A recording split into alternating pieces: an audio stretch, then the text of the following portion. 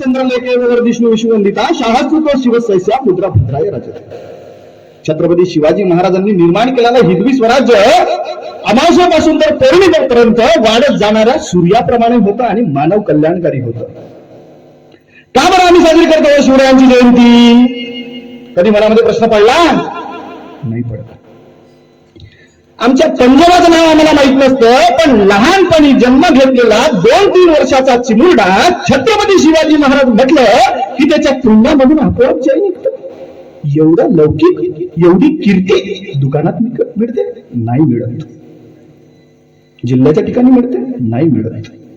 विदेशातून आणता येते? नाही मिळत. स्वतःच्या कर्तृत्वातून व स्वतःच्या कार्यकर्तृत्वाने माणूस हा कीर्ती मिळवत असतो.